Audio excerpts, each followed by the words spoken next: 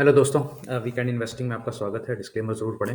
आज का जो टॉपिक है हमारा डिस्कशन का, वो है market cap as percentage of GDP.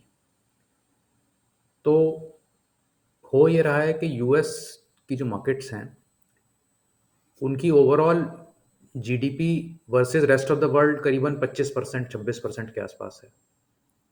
लेकिन जब हम US market cap versus rest of the world, whole world market cap से कंपेयर करते हैं तो वो 70-75% है। तो मतलब एक कंट्री है जिसकी जीडीपी तो 25% ऑफ द वर्ल्ड है, लेकिन उसकी market cap 70-75% of the world है। तो बहुत ज़्यादा एक गैप है बिटवीन उस जीडीपी को रिप्रेजेंट करने के लिए कितनी मार्केट कैप बढ़ गई है यूएस की।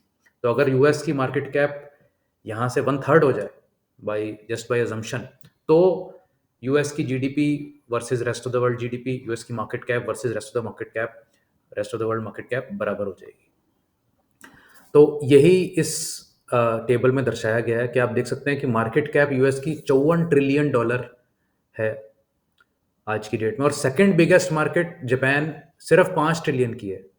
तो 11 गुना बड़ा है यूएस की मार्केट जापान से, मार्केट कैप में, जीडीपी में नहीं। कनाडा की मार्केट $3 ट्रिलियन की है, यूके 3.6 है, इंडिया 4.2 है। तो इंडिया से अगर हम कंपेयर करें तो ऑलमोस्ट 13-14 गुना बड़ी यूएस की मार्केट है, जबकि जीडीपी फॉर्म में वो 9-10 गुना ही बड़ी है।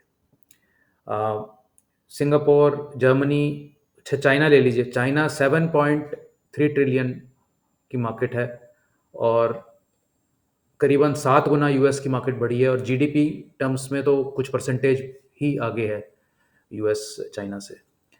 तो बहुत ज़्यादा एक लॉपसाइडेड, एक बिल्कुल ही, बिकॉज मार्केट्स में फ्लो यूएस की तरफ ही जाता चला गया पिछले दशक में। तो यूएस की मार्केट एक बहुत ही एक्सट्रीम पोजीशन पर है।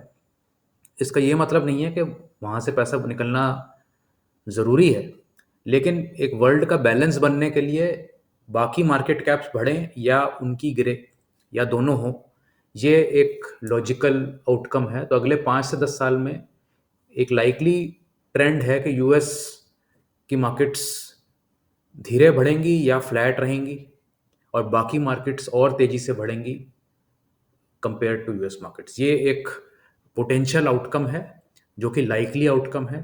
तो इस करके भी जो फंड्स हैं वो लाइकली है कि कुछ पोर्शन उसका फंड्स का इंडिया मार्केट की तरफ भी आए।